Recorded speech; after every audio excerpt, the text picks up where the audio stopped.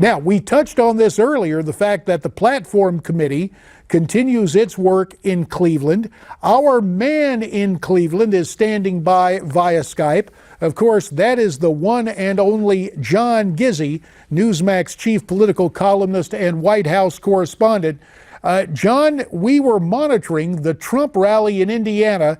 There's been a lot of speculation about Mike Pence ending up on the ticket. What are you hearing tonight in Cleveland? That the odds have gone down on Mike Pence since yesterday and certainly since this morning. At the Huntington Convention Center, one delegate told me I'd say that Governor Pence is 150% to be chosen. The fact that Donald Trump did not get out, embrace him, and say, "This is my man," tells me that this is a saga whose final chapter is yet to be written. The betting at a party of delegates tonight was, in all likelihood, he will name a running mate on Friday. All right, and that running mate, early on you were reporting that Newt was the favorite. He appears to be favored with the base. Do you believe Newt still has the inside track? Newt is definitely in the race, but remember something.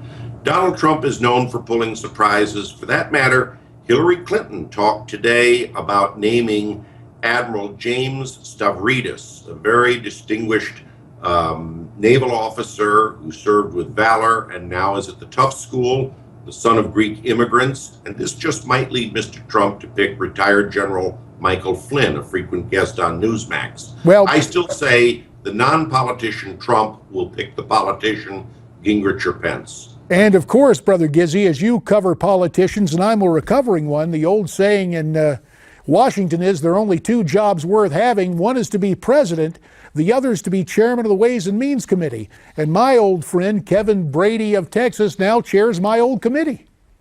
He certainly does, and I had a marvelous conversation with him. Let me be clear about something. KB, as you call him, became chairman of the Tax Writing Ways and Means Committee when Paul Ryan moved up to Speaker. Ryan passed him the gavel, and he sure knows how to wield it, is all I'll say.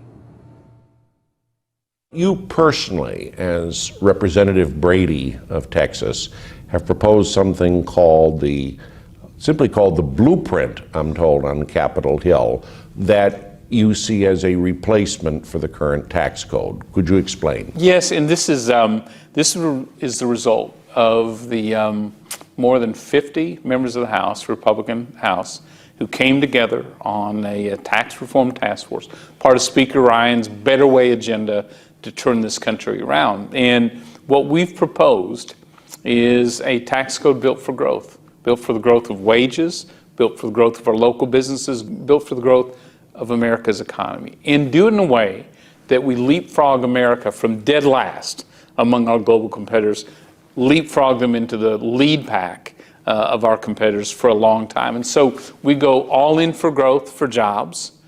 So we lower the rates for businesses, job creators, to the lowest in modern history, so they can invest in new jobs and new workers and growth in the local economy, not Washington's. We change the way we tax our businesses so that they can compete and win, whether it's on Main Street or in Madrid, Spain. We want them to compete and win. We allow full expensing so our local businesses can write off all those purchases of buildings, equipment, technology that help them drive the economy. We also, as a result, we will leapfrog other countries. We go all in for simplicity. For families and individuals, we propose what so many citizens have asked us: why can't we have a tax code so simple and so fair, so understandable to fit on a postcard? That's exactly what we're proposing. Now, you raised a point about giving stimulation and encouragement to the job creators. I assume this means the lowering of the corporate tax rate, something, by the way, that the British Chancellor of the Exchequer, George Osborne, announced they would do in his country, lowering it to 15%, which would be the lowest among Western industrial nations. Do you want to match Chancellor Osborne and the British? Well, I think we do it in a comprehensive way. We lower rates for all job creators, whether they happen to be structured as a corporation, C corporation, or they're a small business, a mom and pop, a partnership, any of those. So we lower those, cutting those taxes almost in half. For corporations, it's the lowest rate in U.S. history. But when you put together the other elements, which is no longer taxing them around the world, a zero tax rate to bring those profits home to America, a no longer taxing U.S. exports, and full immediate expensing of business equipment, that taken together moves them into that lead pack. I ask this to any member of Congress who has a new idea. One Democrat, your colleague Colin Peterson of Minnesota, has weighed in behind the sunsetting of the tax code measure. Do you see any Democrats weighing in behind your blueprint, or others beside Mr. Peterson supporting the sunset? You know, I think privately, Democrats know that America is no longer competitive, that small businesses are struggling, and people can't keep up with this complex code. And I think over time we will build support, or hopefully attract support for the blueprint as it goes forward. And on sunsetting the tax code, boy, I think that should be a bipartisan bill from the standpoint of who can defend what we have today.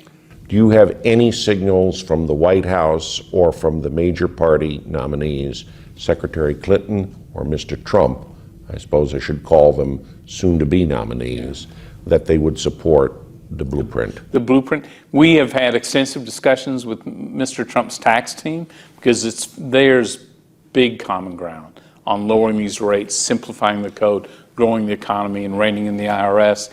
And so while he hasn't made a statement, clearly we're on the same path in a major way on this tax reform blueprint.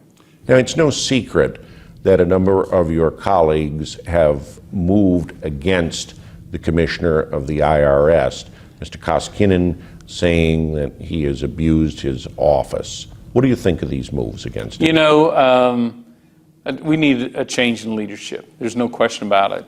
Our frustration is we've chased 3 IRS commissioners or acting commissioners out of that position, and the IRS continues to behave as it behaves. I'm convinced that we have to go even bolder than that, which is why in the blueprint, tax reform blueprint, what we propose is busting up the IRS. If we're going to have a fair, simpler tax code, let's have a fair, simpler tax collector. So we're proposing to break it up into a business unit, experts who understand international and U.S. business who can answer questions for our companies, a family unit that's focused on customer service. It's been a long time since a constituent has told me I got a timely, accurate answer to my tax question out of the IRS. Look, that's got to change. Finally, I'm tired of our local small businesses and constituents tell me they spend years and years, tens of thousands of dollars, trying to resolve a minor tax dispute. Even when they win, they've lost. And so we're proposing, in effect, a small claims court, independent of Treasury, that can help our families and small businesses just resolve those tax disputes without hiring accountants and attorneys. And so we're going very bold on what America's tax collector ought to look like and how they ought to behave. All right, KB now running the Ways and Means Committee. John Gizzi, I know you enjoyed that visit with my old colleague. I certainly did, and he's everything that JD said he was. He wants to take on the IRS, bust it up in his words. He wants to have an entirely new approach to tax collection, and he believes all this starts with the sunsetting of the tax code. All right, speaking of sunsets, unfortunately, Brother John, I've got to sunset you, so to speak. We'll be checking in with you again tomorrow night from Cleveland. Before we part company, let's go to the phones. Ray in Chino Hills, California has been waiting a long time. Ray, we got about 45 seconds. Make them count.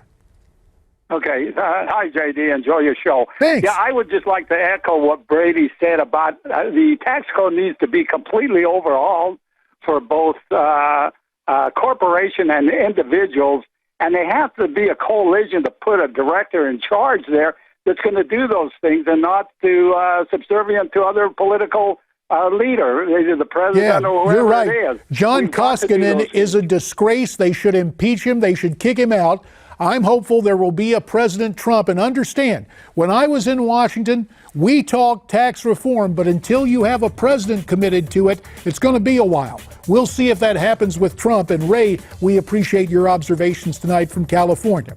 That'll do it for tonight. I'll be looking for you again tomorrow night at 8 o'clock Eastern. For now, stay brave, stay free, stay tuned, and thanks for watching.